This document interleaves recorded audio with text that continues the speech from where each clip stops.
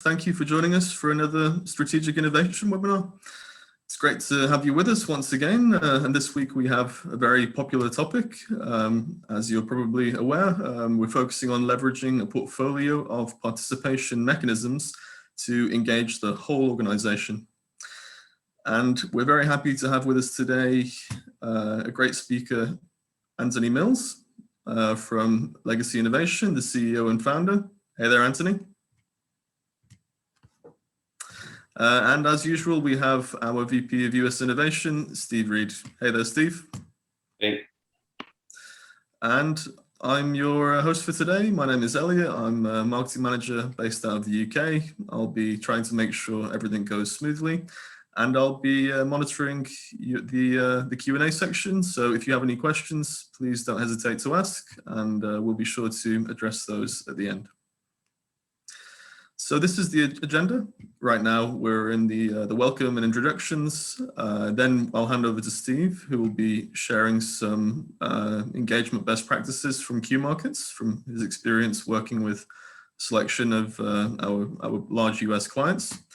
Then we'll hand over to Anthony, who will be sharing his 20 mechanisms of engagement. And finally, at the end, we'll have the Q&A. I know that we've only scheduled 45 minutes in the calendar for this session, and we do have a full 20 mechanisms to get through. So hopefully we'll manage to fit that into the 45 minutes. But if we do go over that time limit, don't worry, we'll be sending you a recording of this session. So you'll be sure to get all the details. So first of all, we'd like to conduct a quick poll with you all. You should shortly see on your screen a couple of options. So the first question that we want to go through is, what is the biggest challenge that you face in relation to your company's innovation program? Obviously, this is a big question, and it's always good for us to get these insights from you. So the first option is lack of engagement. We have lack of leadership mandates, a lack of budget, a lack of platform/functionality, or something else altogether. So if you don't see a relevant answer there, please feel free to send that over in the Q&A section, and we'll make a note of that. We won't address it with an answer necessarily, but we'll just make sure to use this information internally. And the second question is, which of these topics would be most valuable for you to learn more about in upcoming webinars? We have a bunch of different speakers who are excited to share their content with you, from partners, from customers, and even internal experts at Q Markets. And yeah, we want to make sure that we're aligning this content with your needs. So that's why we have this question. I won't read out all these options. It seems like most of you have answered, so I appreciate that. We'll give it another 10 seconds or so. Steve, Anthony, are you seeing the responses here? It's quite interesting. Yeah, I think the good news is this is wholly dedicated today to engaging your audience. So yeah, that's good feedback. So it looks like 75% selected lack of engagement, just changed last second. So pretty high results. Yeah, and I guess that aligns with the topic of this session, with the focus being on engagement. It makes sense that most of you are struggling with a lack of engagement. So yeah, hopefully you're in the right place, and the content we have to share will help you out. So yeah, thank you very much for those answers. Really appreciate that. And yeah, hopefully some of you have some additional insights to share, and if you do, please don't hesitate to add those in the Q&A section. Okay, so Steve, I think we're ready to hand over to you. Okay, perfect. All right, so as usual, we'll do a little bit of housekeeping here from the Q Market side. First of all, I'm going to add a few best practices as well. So we'll call this 26 and a half best practices. I think a couple of these will duplicate. In fact, I think most of these will be things that Anthony's going to cover. but I think they're important to cover again. Second is, if you have questions, please type them into the Q&A section, to the chat. We want to make sure at the end of the call we address them. And then the third thing to cover is part of this is we want to offer you all the ability to meet with Anthony. And again, this is a giveaway that we're doing. For anyone that's signed up, we'll be sending out a link that covers times to do an assessment. So this is Anthony's outstanding at what he does. We've worked together and known each other for several years now, and he's really someone that could add a ton of value to your organization. So the best practices I wanted to share, first of all, just kind of starting off with Q Markets and who we are. I know many of you are clients. We do these the lunch and learns every month. We took a short break at the beginning of the year, but we've picked these up and plan on keeping the cadence going with monthly for the rest of the year. A little bit about obviously with Q Markets, we've been doing this now for 15 years. This is something that in terms of experience, we've seen all kinds of large and small customers. We've seen global enterprises and in every vertical. And so the things that Anthony's going to share, I want to point out, first of all, the platform that we have is the most flexible platform in the world. It's used by kind of who's who when you think of innovation in the corporate world. So first best practice that I wanted to share is really, it's important that you define your strategy, that you have a clear understanding of what you want to do, what your process is, and then ultimately the tool, one sec here, sorry, will address those situations. So we sit down with our customers early on and define strategy and process. But if there's no clear goals, this creates all kinds of hurdles. So I would recommend, as an initial best practice, make sure before you launch any type of innovation that you're clear on how you want to do it. So and I would add, every customer is unique, right? So your best practices might be different than a competitors of yours that you implement. So second thing is make sure that you're trying a variety of ways to get feedback. And let me go back to that slide. It quickly moved, right? We see in your world, right, you're working with suppliers, with customers, you're working with academia, you're working with a ton of different groups. You're looking at different methodologies as well. Some of it is around cost reduction, maybe it's process improvement, but at the core of what we're talking about today is innovation and ideation. Another good best practice is don't limit your audience. So a lot of what Anthony's going to share today is employee focused, but we would tell you the best thing you can do, right, if you're fishing, is to try out different approaches to see what works best. It's the same thing. You never know where a good idea is going to come from. And so be open to inviting in a wide variety of audiences. And in this case, our platform obviously supports all those mentioned. Another best practice, and this might look real busy as a slide, but something we've learned is picture at your company, you're launching a new platform. You're about to launch an innovation program, and part of that is you've brought in Q Markets as a platform. Well, guess what? Your employees have 100 different platforms that they're asked to use, from CRMs, from employee record management to, you can see here some classic examples.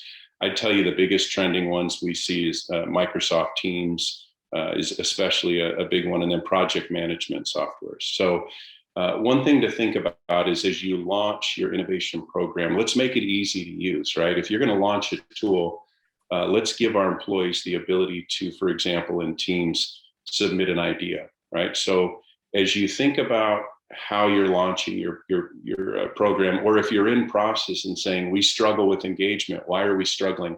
It might be a burnout on platforms. So we would recommend, if you're a Q Markets customer or not, to look at how can we integrate it with existing tools to make it easier for our employees to engage. Another thing I want to mention, and I know Anthony has some feedback and data on this, is gamification, is rewards and recognition. is really to personalize it and to make it your own, right? So the platform, and again, this isn't a showcase on the platform, but I do want to show these slides. The platform is built to allow you to recognize your employees, to give out points, to give out rewards. And we've seen a ton of clients do this in many ways.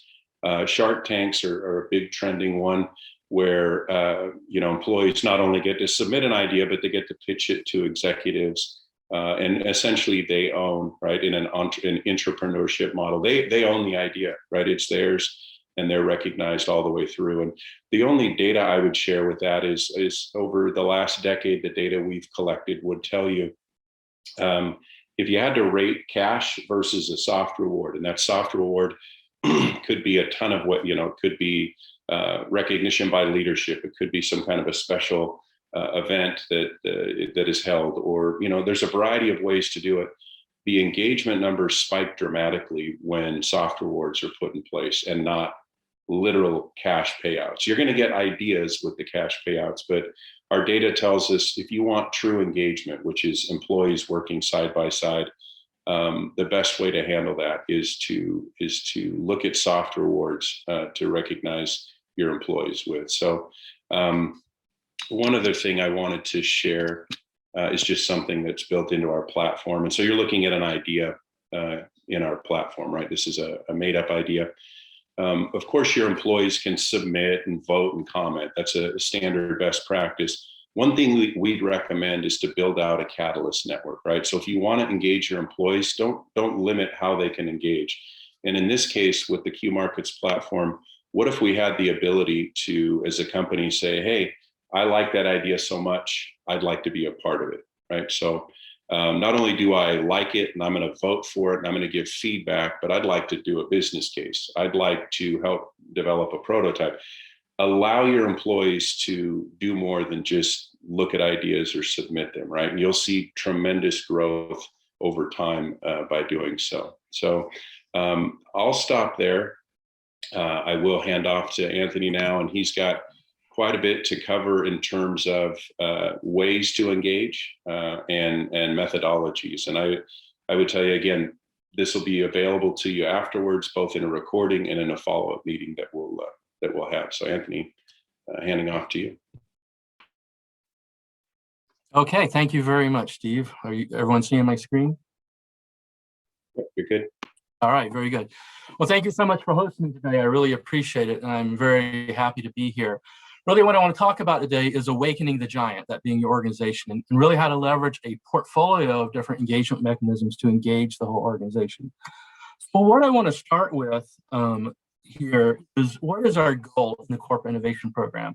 Just so we have a baseline and we level set this. So our goal is a mature, capable corporate innovation program that's able to drive this ongoing, steady pipeline of new innovation of a variety of different types and scales and strategic focus, serving a range of different customers and markets, including new customers we're trying to attract with new innovation, and also serving a wide range of stakeholders in the organization that then produces specific outcomes and results that's tied to our innovation strategy, and that has a measurable impact on our organization and markets. And that's very important, that ultimately what we do in our innovation program has that impact. So that being our goal, when and why do we actually engage the organization in the innovation program? Well, we engage them whenever we want to drive bottom-up participatory innovation and use the organization's collective intelligence to identify lucrative new opportunities to deliver innovation that all align to our innovation and growth strategy and that meet the needs of our organization and its stakeholders and its customers and markets, again, including future ones, so that, again, we can ultimately impact the organization and its environment and help our organization shape its future. So we want to engage our organization to help us do that, and that's what we call participatory innovation, to drive a lot of bottom-up opportunities. So how, that's the next question. If that's the case, how do we engage our organization? So we engage through what we will call mechanisms of engagement, okay? And these different mechanisms allow us as the program managers to drive active engagement in the innovation program. And that in turn is going to help us to maximize our overall engagement in the program if we use these properly. And we can also, if our organization wants to do this, use these as a segue into more comprehensive entrepreneurship and new venture programs. And all of these things also will benefit from different assets our organization has, like things like innovation labs, innovation spaces, partners and ecosystems, and any other enabling resources. So that's how we do it. So what I'm going to do is there's actually 20 different mechanisms of engagement here. And I'm going to punch through each of these relatively quickly. If we want to come back to any of them, we can do so later on afterwards, in the Q&A. But I'm going to punch through these and really explain each one of these to you and show you what they are, how you use them real briefly. And then at the end, we're going to come to the point of talking about how do we cluster these and categorize them, and how we develop a portfolio of mechanisms and leverage that. Okay, so number one, the first mechanism are communities of practice. These are essentially like user groups. They're ongoing communities of peers that are organized around some domain of interest, and it lets them share expertise in their areas and help each other opportunistically as needs and interests arise. And there's no timeline for these. They're open-ended. And what happens with the communities of practice is occasionally they'll stoke some sort of input, some sort of idea that gets into our funnel. We're working in the user group and it has a new idea came out of that. It also helps the organization develop capabilities in those areas by sharing insights and so forth widely. Related to communities of practice are also what's called communities of passion. That's more like owners group, where they're very passionate about the thing. So both of those can be useful in our program. There's a lot of books out there. There's an example, one from Harvard Business School Press called Cultivating Communities of Practice. But if you just go look, there's a lot of books out there on communities of practice that you can tap into. So you can think about using these different communities of practice in your organization. Mechanism number two are expert forums. These tend to be online forums that let individuals and teams submit different questions on specific topics, and then get answers and solutions from different subject matter experts. Now, the subject matter experts can be internal, but they don't have to be. They can be external, sourced from a number of places like different subject matter expert portals. There's some examples here I'll give in a second. But to get people to use this, it can require you to promote using it and so forth. But again, just like communities of practice, the insights and ideas they generate can produce some fodder for the innovation program. And that's an example of a panel style is the Newsweek Expert Forum, or individual platforms like Gerson Learning Group, Maven, Zentro, Thinkers 360. You can find subject matter experts, and you can use them to get insights on things, and sometimes that will spur some new ideas. Mechanism number three is speed dating. And what these are scheduled sessions between different peers that facilitate some reciprocal sharing of specific insights, expertise, and experience. And they might be organized around specific, or people will come to it with specific challenge they have in mind. They tend to be more intimate and problem focused than a community of practice. There's different people have different ideas of needs they have. And you can do them, a one-time thing, or you can set them up as recurring things, ongoing as you want. So they can be particularly effective at higher levels in the organizations where people have deep expertise in certain functional domains. So where they're trying to help each other out with expertise and so forth. It's important to prep and scope the participants up front so they understand sort of the give and take that they're expected to engage when they do the speed dating. And they're come prepared really to help other people be successful in their challenges. And again, the outcomes here, they can produce some very valuable inputs into our innovation program and all sorts of new initiatives that might come out of this. So it can have rapid impact. So that's a useful mechanism as well. Mechanism number four are idea conferences. And the idea here is that we're going to send our people out to these outside conferences so they can be exposed to fresh thinking and diverse ideas from around the world. And it lets them hear new ideas, as well as network with presenters and others to really explore and develop those ideas further. So it can be like speed dating on steroids, because you're really getting a wide diversity of ideas and inputs here. And then the ideas, they come back to the office inspired with some new way of some new insights, some new way of seeing and thinking about things, and new ideas they can use in the business. So some of those ideas may make it into our innovation funnel, and well-known examples of these idea conferences are like TED and TEDx, Aspen Ideas and Festival, and so forth, things like that. These are also called idea accelerators. So it's a good, useful tool to help people think about some new ways of thinking. The fifth mechanism are what we call Maverick panels, also known as thought leader panels. And with the Maverick panel, what we do is we bring in outside thought leaders that are considered visionary in their field. And some of them are what you might call mavericks and provocateurs, right? We bring them in and we put together a face-to-face panel with them. And in this panel, again, these thought leaders are probably going to disagree with each other. We want some diversity of thought here. But they're going to discuss and explore some area together, and they're going to speculate it, and they're probably going to actively debate, points at some point that's important to the organization. You can also use the panel to explore future scenarios together, maybe even co-create new concepts for the business and its offerings or the business models, things that are going to capitalize on the intersection of specific trends and these people's insights.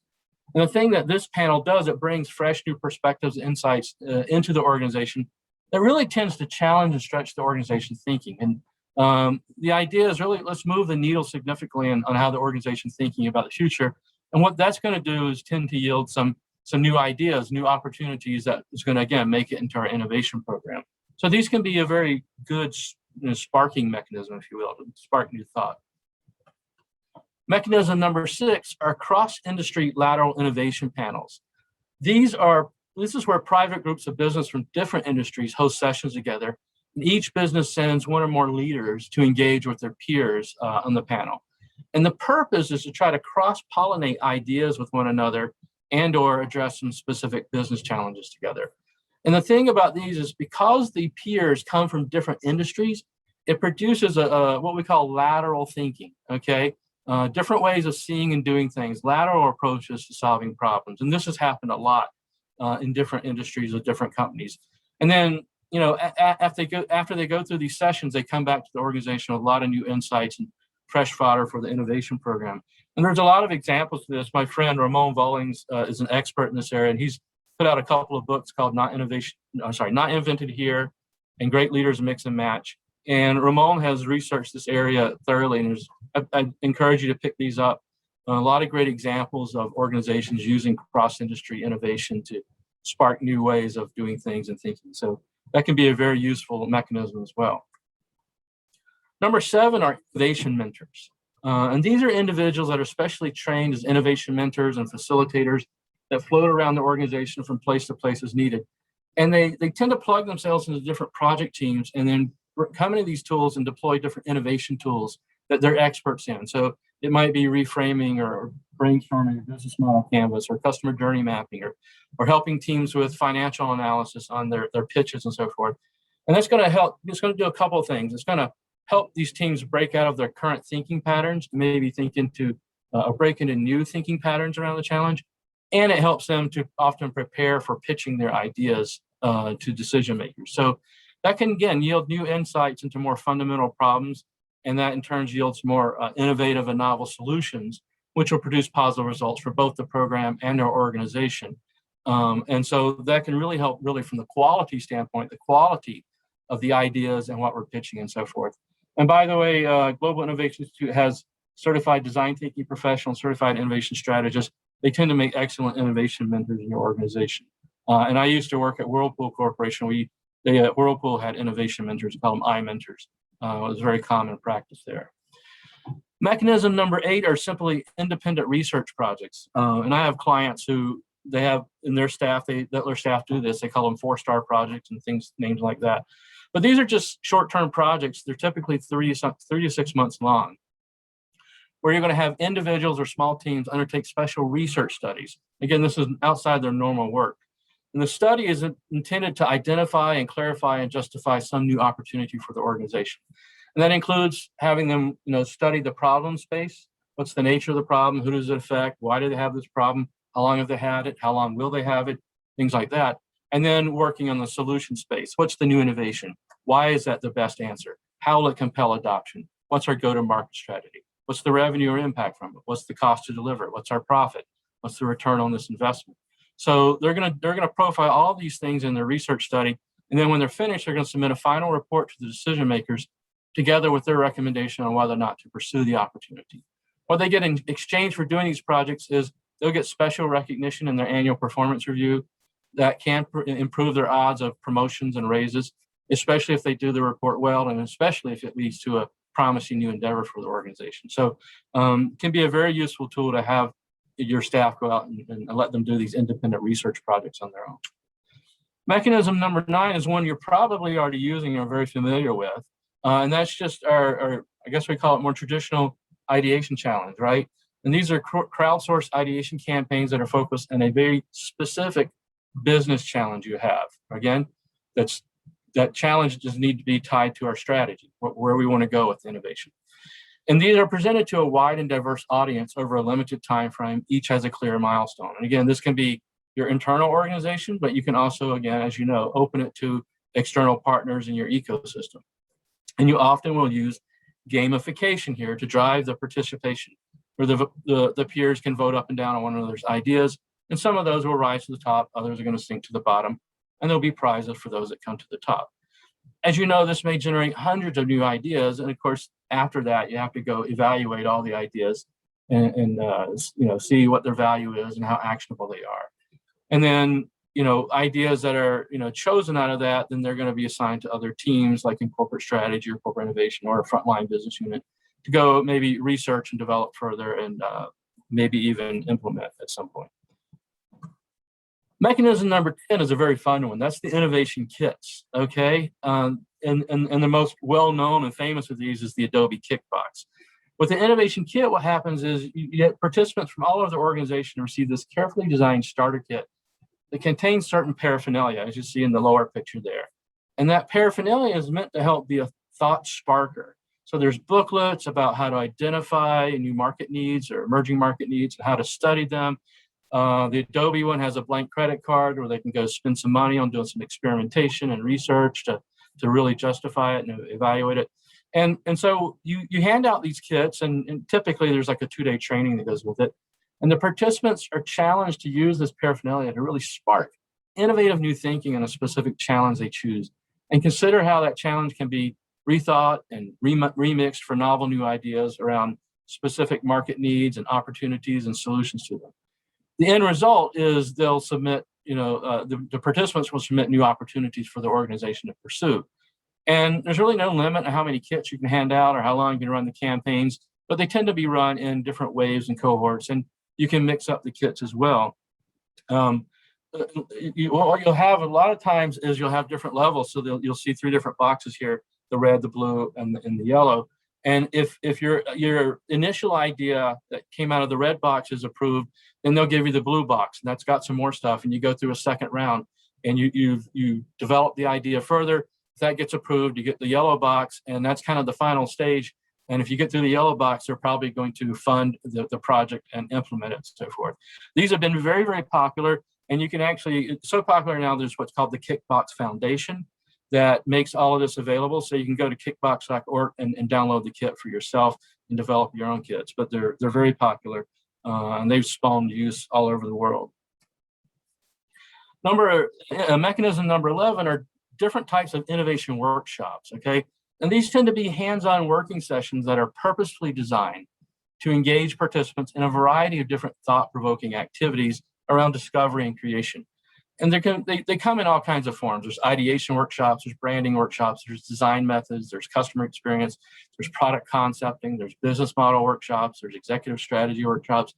All of these are useful innovation workshops. And each workshop has to be designed to accomplish a very specific purpose and engage specific participant type, because some are more tailored to like frontline staff, some to middle managers, others, to like executives and so forth. So each one has a specific purpose.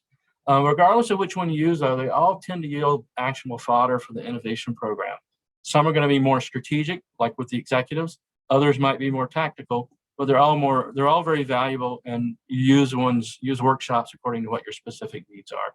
So there's a lot of different workshops you can run here that really brings in a lot of new fodder for the innovation program. Mechanism number 12 are hackathons. These are, and most of you probably know these, but these are team challenge sprints that are run in a very compressed time frame, typically like over a weekend, to build something entirely new. And they're most commonly used in the technology software world, where you can sit down on a computer and hack out some piece of software over the weekend. But they can be a lot of fun, for those who are inclined, and they can produce a lot of useful outcomes in record time, because they're going to sit there the weekend, they're going to eat pizza, and they're going to jam together on these things. So for people who enjoy this, can be a lot of fun for them. The challenge coming out of these, like some other of these mechanisms, is, okay, what you get coming out of it isn't usually in sellable form, what they could hack together in a weekend. So the challenge is, how do we finish what was begun and turn that into a finished product? And so that whatever comes out of this, the winner or winners, is typically transferred to some formal development team to go finish it and implement it. And of course, that's going to require some executive sponsor that's committed to finishing it and taking it to market. And that can produce impact relatively quickly, especially if you're putting together something that's integrating in something that already exists. So hackathons can be very fun and very effective if they're managed well. Number 13 are what's called flash builds. And these are actually modeled after flash mobs. If you know a flash mob, where like a group spontaneously gathers together in the mall and starts singing together, right? That's a flash mob. So this is a similar idea, except we're gonna build something. And so these are pre-planned events where a small creative team converges on a place where real customers are actually going about their business, and they actually create and test this new product on site over the course of about a week. And again, it's ideally suited to digital products like mobile apps. But being live with customers on site lets them conceive and design and build and test this new offering live on the spot where they're developing it. And because they can test it right on the spot with customers, it makes for really rapid on the spot iterations. And each iteration gets tested as it becomes available. So the design actually converges very rapidly. So when they're finished, they can take this, they can do what they want with it. They can roll it out to the entire market. And it's especially suited for offerings that are used to augment a broader customer experience. Classic example where these pictures come from, you can find this on YouTube, this was a group from Nordstrom Innovation Lab that went out and did a flash build to develop an app that helps customers evaluate sunglasses on their shopping experience. So go look for the Nordstrom Innovation Lab on YouTube, and you'll find this example. There's a great video of it. Mechanism number 14 are design sprints, and a lot of you are probably familiar with those now, but design sprints are a really popular fast concept validation methods that's used for new digital solutions. And it involves a 5-day process aimed at answering very specific questions, okay? And there's a specific day-by-day activity schedule they follow. So on day 1, the team's gonna map out the problem they're attacking, and they're gonna pick an important place to focus the efforts. On day 2, they're gonna sketch out competing solutions on paper. On day 3, they're gonna make that decision. They're gonna reach convergence. They make decision on which solution to pursue so they can turn their idea into a testable hypothesis. On day 4, they're gonna crank out some sort of high fidelity prototype of this chosen solution. And then on day 5, this is where the telltale point is, they're gonna take this new prototype and they're gonna test it with 5 real users. So it ends with that functional prototype they test on the spot with real users. And so they can get customer reactions right away at the end of the sprint. That gives some clear insights into the validity of their hypothesis. And that can shortcut endless debate about whether it's a good hypothesis or not. And this compresses months of development and validation into a single week. So rather than waiting months to develop a minimal viable product, if the idea is good, we're going to do this in a week prior to making really any expensive commitment like in venture capital. This mechanism was developed by a guy named Jake Knapp. He was a design lead at GV, formerly known as Google Ventures, and he wrote this book on it, Sprint, How to Solve Big Problems and Test New Ideas in Just 5 days. So a lot of these mechanisms are documented in books like that. So if you're interested in design sprints, you should pick up Jake's book, Sprint.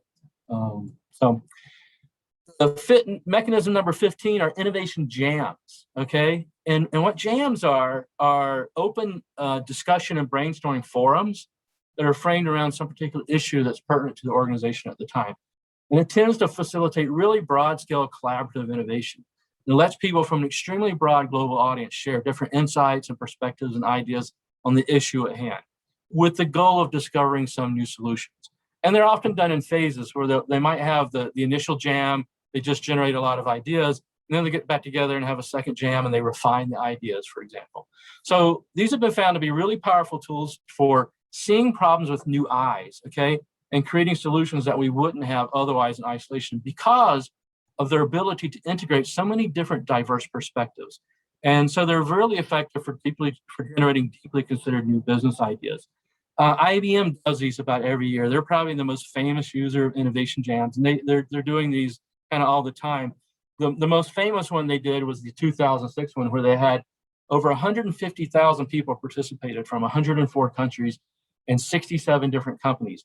And going into this, they had allocated $100 million in seed fund to actually fund some of these into new businesses. So they actually wound up launching 10 new business lines of business out of that. So innovation jams can be very powerful if you really want to bring in a really, really large group of people and just jam on some ideas and concepts and come up with new ideas. So very powerful. And you can look on that website, collaborationjam.com, and learn more about IBM innovation jams. Mechanism number 6 is what's called Switch, or the 6-week innovation challenge. So these are team exercises. They're individually structured, but otherwise they're unscheduled. And what happens is if a team has a specific idea, an opportunity concept they're really kind of passionate about, they want to pursue, they're going to present this to decision makers. And if the decision makers allow them, they're going to run 6-week cycles. And in each 6-week cycle, they're going to spend time researching the opportunity, evaluating it, and justifying it. And so the team tends to be like 5 to 7 people, and they're going to get the approval. And what they're going to do is they're going to spend 1 full day each week to work together on studying the opportunity and testing the hypotheses around it. And they're really trying to test its failure hurdles, not its success hurdles, but the failure hurdles. What could cause it to fail? To see if they can overcome each of these hurdles. At the end of each of these 6-week cycles, they're going to present their findings and recommendations to management. And then management's either going to say, yeah, it's kind of almost like the idea kits, right? Innovation kits. It's kind of like, yeah, we're going to approve it for another cycle and go to the next level and test it more, or we're going to kill it off. Okay. So you might go through several rounds of this, of further more in-depth research and analysis. But each round is run in 6-week cycles, and there's 1 full day committed for each cycle from the team. And what that drives is really a relentless focus on proving the value through real market data. The teams are tasked with really testing the hypotheses, justifiable capacity, because I don't have to hire a new team to do this. These teams are going to carve out time to do this. We're just allowing them to do that. And then there's going to be real management commitment, because every time they approve the team to do one of these cycles, they're making a commitment to the research of this project, and potentially a commitment to seeing it through to potential implementation. The switch is documented in the book Continuous Innovation. It was actually started in 2017 in the oil and gas industry, a company called Gasunie, I believe it's called, in the Netherlands. And this gentleman, Art van Spijker in the Netherlands, wrote the book Continuous Innovation, and it's featured in that book. So you can pick up that book and read about how they're used there. Mechanism 17 are innovation tournaments. Okay, so these are really major prize-based contests that are designed to identify a large number of high-caliber new opportunities to pursue, the quote-unquote best new idea for X. And we do them in a set time frame. And they're typically open to the general public. And otherwise, we're trying to get as large of an internal and external pool of participants as possible. And because they're force-ranked competitions, they do have competition-style rules and clearly defined participation guidelines, as there are inherently going to be some major winners and losers. And it's not uncommon for one of these tournaments to have, for example, $1 million prize, because they're looking for business opportunities that are worth $100 million. So they'll put $1 million on the line for one of these tournaments. Okay. And one of the more famous ones is Cisco, shown here, their iPrize, which is they've renamed now to the Global Problem Solver Challenge. But they've run this every year for many years, and they have launched many new lines of business that are worth millions of dollars, hundreds of millions of dollars to their organizations. So these can be very effective. The biggest challenge with a tournament is generating the desired caliber of participation, getting the right people there, and so the desired caliber and quality of the new ideas. We don't want a bunch of just random ideas. We want really, really, really, really well thought ideas, and that's why there's a big prize on the line. So if they're run well, they can be really effective for generating high quality strategic ideas for our innovation funnel. Mechanism 18 are 5x5 team competitions. And these are internal competitions that are designed to generate a large number of hypotheses around a specific situation, and then develop a number of high-quality, low-cost, quick experiments that can be used for definitive learnings about the hypotheses. And the way the competition is structured is you have 5 teams of about 5 members each, and they each spend 5 days full-time developing what they believe are important hypotheses about that situation. And then they have to design 5 business experiments that can be run in 5 weeks or less and cost $5,000 or less or each, that are designed to yield some actionable insights about those hypotheses. So at the end of the 5 days, they'll typically present these to committee, to the decision-making committee, and then they'll be asked to refine them in certain ways. At the end of the competition, there's going to be a winning team and prizes. But most importantly, the commitment here is they're actually going to they're going to fund and run some of these experiments to actually go and test hypotheses and learn something. Now, the experiments here don't yield final solutions or what we're going to, the innovation itself that we're going to launch, but they do confirm our hypotheses or refute them, and that points to additional learning and possible solutions we can pursue. This is very compatible with design thinking, particularly on the problem side, where we're doing a lot of divergence and then coming up with hypotheses and then business experiments to test them, and then using those experiments to test them. And if we run the business experiments, that lets us converge on a proper point of view. So it's very useful for design thinking.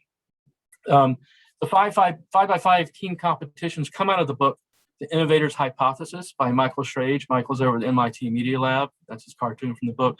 So if you really want to read about the 5x5 competitions, pick up Innovator's Hypothesis and give it a read.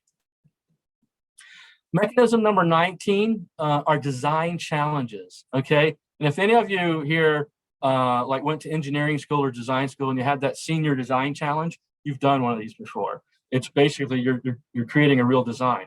And that's the idea. So inside your organization, you can run a structured competition where rival teams tackle a common challenge to see which team can come up with the best design solution. And it's often you're tasking them with some sort of breakthrough innovation, something that's never been done before, which can make success really amazing. But the competition itself tends to generate a lot of buzz amongst the teams, and each team strategizing, and then they create its own design. And so it not only really unleashes the power of competition, it can really engage people deeply into the process. And typically the teams don't really have passive observer. Everyone gets involved. And especially if you're a very design-oriented or engineering-oriented organization, this can really get people engaged. And then when it's over, there's obviously winners because it's a challenge, but the teams find it very interesting to explore all the different designs to see how the different teams approach the challenge. And that can spur a lot of other ideas that lead to other new innovations. So in addition to internal design challenges, also some very well-known external design challenges. The one shown here is the most famous, is the X Prize.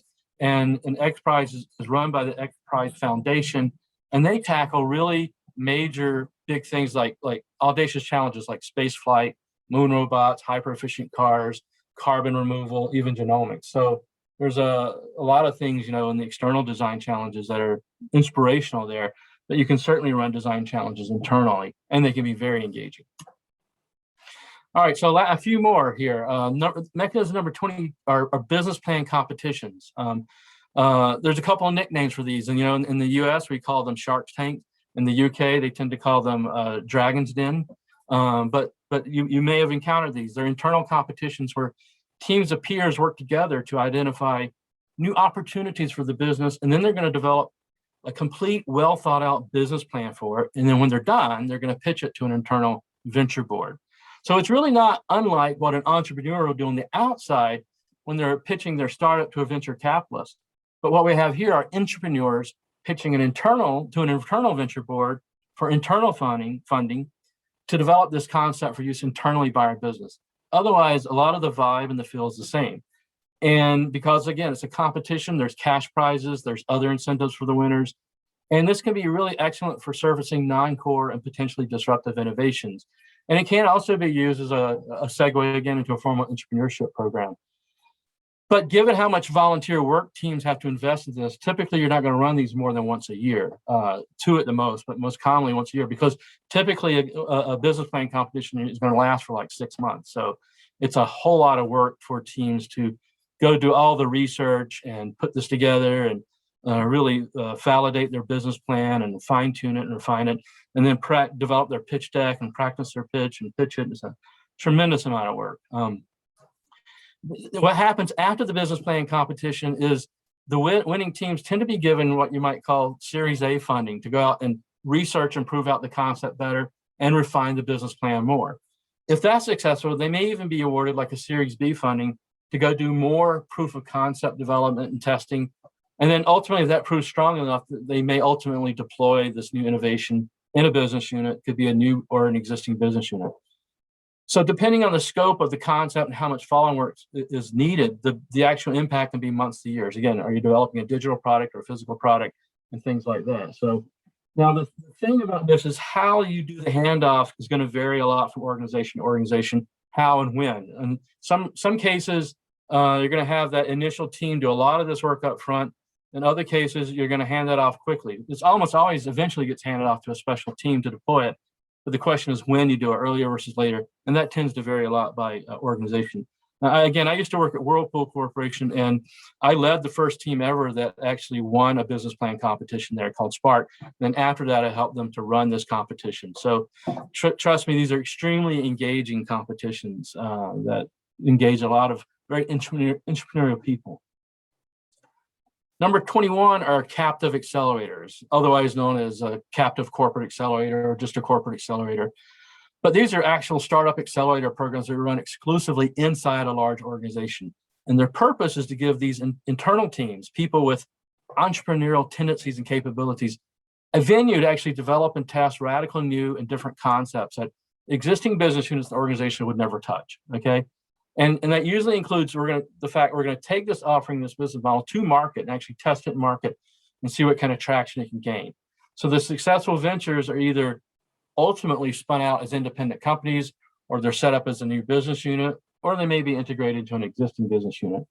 But either way, this gives the entrepreneurs in our organization the opportunity to experience the fun and creativity and the hard work of a startup without necessarily leaving the safety of the organization, unless the venture actually gets spun out as an independent company, in which case it's often a great career path for these individuals to become leaders of a new business. So, and it gives the organizations access to radical new innovations they wouldn't otherwise pursue.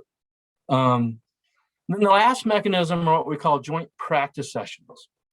And these happen at the executive level. These are highly focused executive level sessions that are used to engage key business leaders around specific challenges and opportunities facing the organization.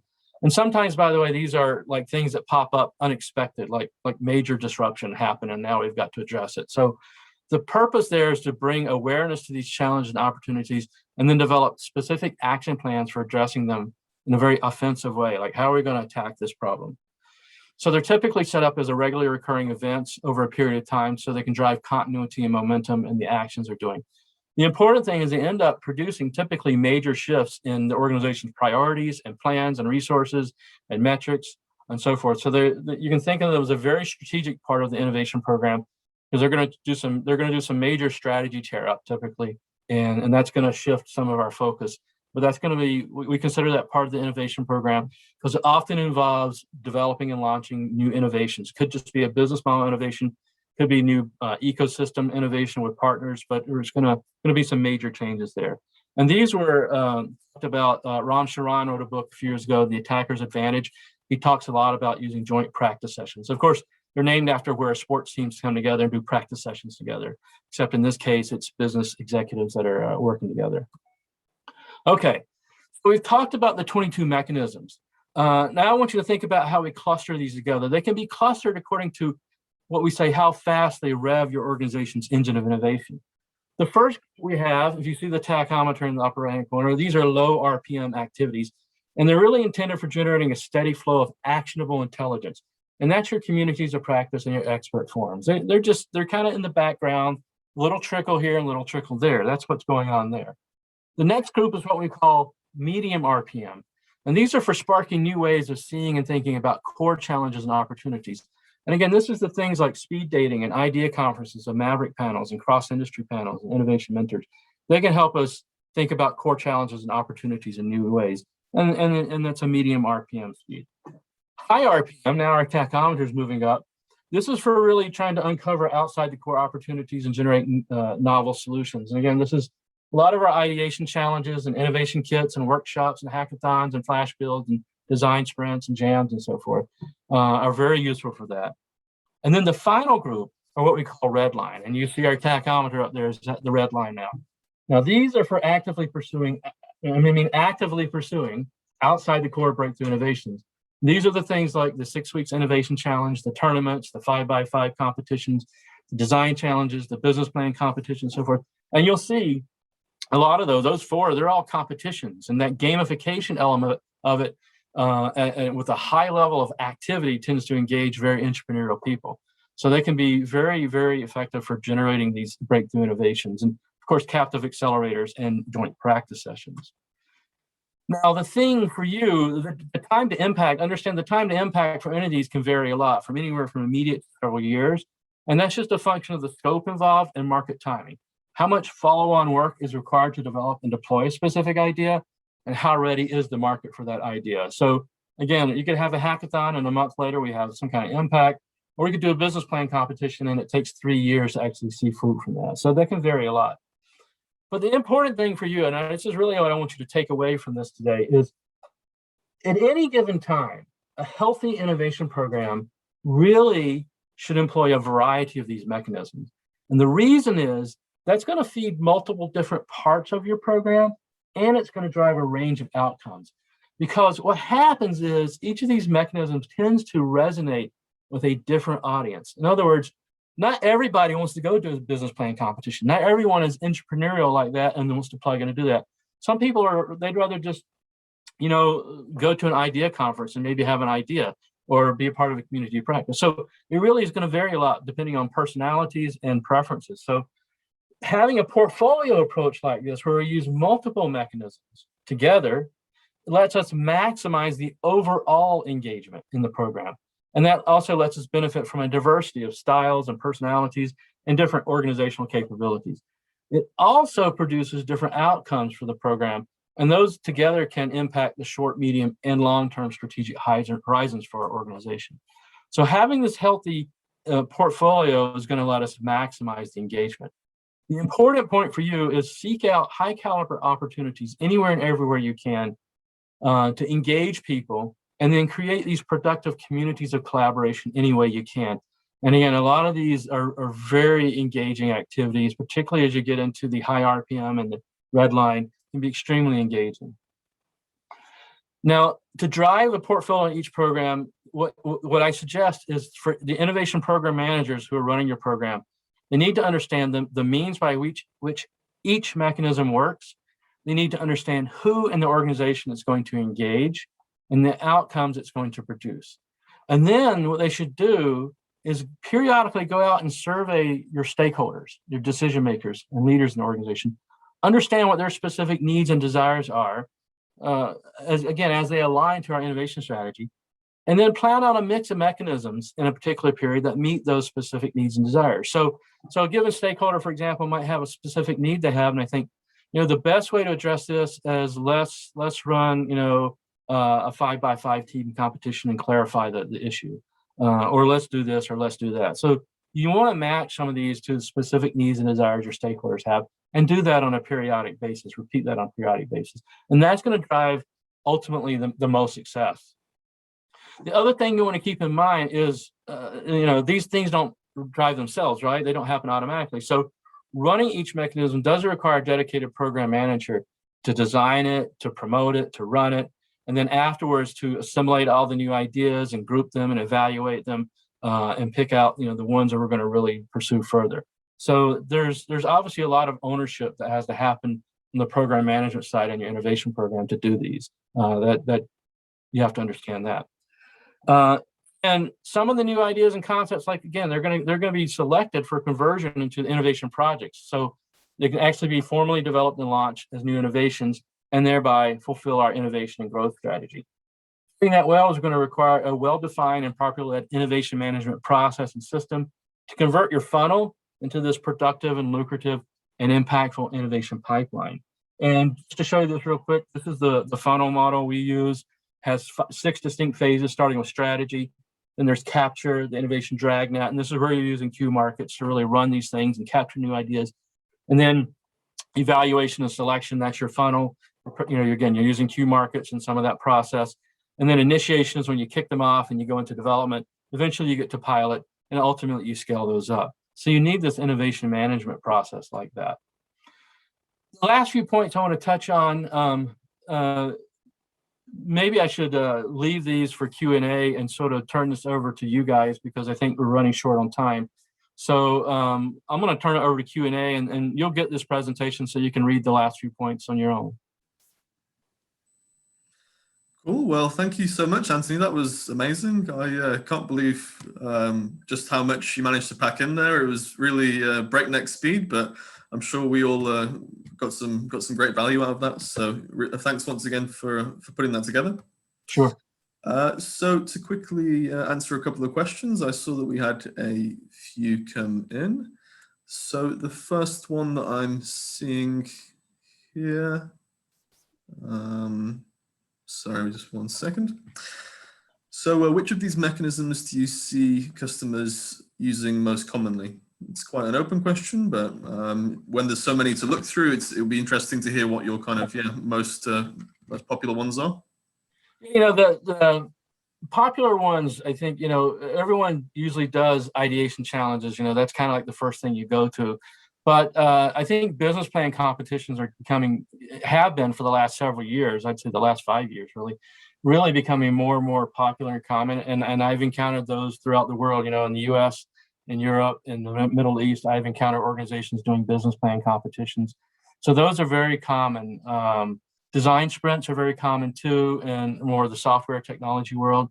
Those are become very popular in certain areas, certain organizations. So I would say between some of those things, you know, the ideation challenge, the design sprints, the business plan competitions, things like that. You know, there's organizations, and typically it's the Fortune 100 that are running the innovation tournaments, and those are popular for those large organizations, but you don't typically see medium-sized organizations doing that. So that's some of the more popular ones again. Yeah, and just to echo, that's exactly what I would have said. Those two, right? Challenge is the foundation. I would add ones that we see from our customer base is this peer-to-peer concept, where you don't even have to have anything in common, but there's definitely a trend. I'll share an example. The city of Houston puts on an event every year that combines aerospace, medical research, and oil and gas. And basically they're sharing best practices and applying solutions that work for them across, right, kind of cross-functional solutions. And so Q Markets with our client space offers and encourages meeting with another client and just having a session to chat, and you learn a ton from that. So, but yeah, right on with what you said. So it looks like another question was, you know, what's more important when it comes to the ideas, the quality or the quantity? And my answer to that is both. You know, we want quality, and the way we get quality is when we make sure we have a really well-defined innovation strategy. It says these are the areas that we want to innovate in and how we want to innovate, and then we make sure when we're framing challenges, any of these type things, that they are squarely aligned to that strategy. They're the areas we want to go focus on, and so that way the ideas that people generate, they're going to get support in the organization from the leadership because they're aligned to our strategy. Because if you have organizations just randomly generate ideas and they have no alignment, they're not going to get that support because it's not going to align the strategy. So the quality is important. And then the quantity is important. You know, most organizations, if you ask, they'll tell you, we don't have the level of engagement we want. So I would encourage organizations to have a specific metric. You know, we want X% engagement and work toward that. And that's where trying to leverage a portfolio of different mechanisms, again, because each one resonates with a different audience in the organization, put together a portfolio that's going to maximize the overall engagement, and that's going to help from a quality standpoint. Yeah, again, echo everything you just said. So align it with goals, leadership generally, if this is a new concept, wants idea volume and they want low-hanging fruit. So make sure you're selective in, you know, measuring what is it you want to see. Make sure it's something you can attain in a short period of time if it's initial launch, right? So. Great, and I see the only other question is in relation to receiving the deck. So we'll be sure to send that out afterwards so that you can, go through that in more detail. So we've already taken up a bit longer than we expected today, so we'll let you all go now. But thank you very much for joining, and thanks once again to you, Anthony, for this great session and this great content. So yeah, once again, just as a reminder, we'll be sending out a recording of this session, and we'll be sending a link for each of you to schedule an innovation readiness assessment with Anthony. So be sure to take advantage of that and pick his brain if you have any additional questions. So thanks a lot, everyone. Enjoy the rest of your day, and we'll catch you on the next webinar. Thanks, guys.